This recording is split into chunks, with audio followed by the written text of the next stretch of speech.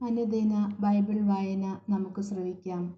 അന്ന് തന്നെ യേശു ഭവനത്തിൽ നിന്നും പുറത്തു വന്ന് കടൽ തീരത്ത് ഇരുന്നു.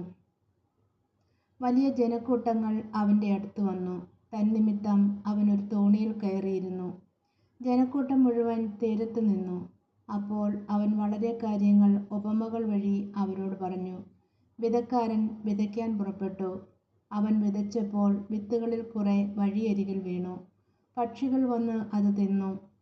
ചിലത് മണ്ണ് അധികമില്ലാത്ത പാറമേൽ വീണു.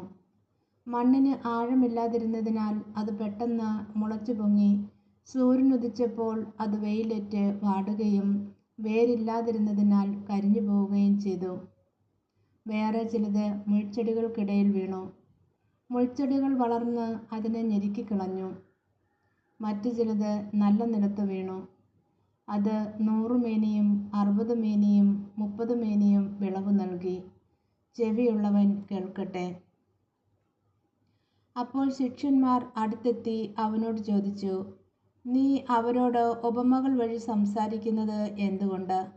അവൻ മറുപടി പറഞ്ഞു, സ്വർഗരാജ്യത്തിൻ്റെ രഹസ്യങ്ങൾ അറിയുവാനുള്ള വരം നിങ്ങൾക്കാണ് ലഭിച്ചിരിക്കുന്നത്. അവർക്ക് അത് ലഭിച്ചിട്ടില്ല.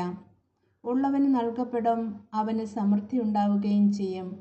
ഇല്ലാത്തവനിൽ നിന്നും ഉള്ളതുപോലും എടുക്കപ്പെടും. അതുകൊണ്ടാണ് ഞാൻ അവരോട് ഉപമകൾ വഴി സംസാരിക്കുന്നത്.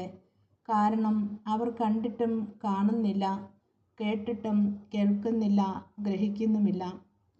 ഏശയ്യായുടെ പ്രവചനം അവരിൽ പൂർത്തിയായിരിക്കുന്നു. നിങ്ങൾ തീർച്ചയായും കേൾക്കും, എന്നാൽ മനസ്സിലാക്കുകയില്ല. നിങ്ങൾ തീർച്ചയായും കാണും, എന്നാൽ ഗ്രഹിക്കുകയില്ല.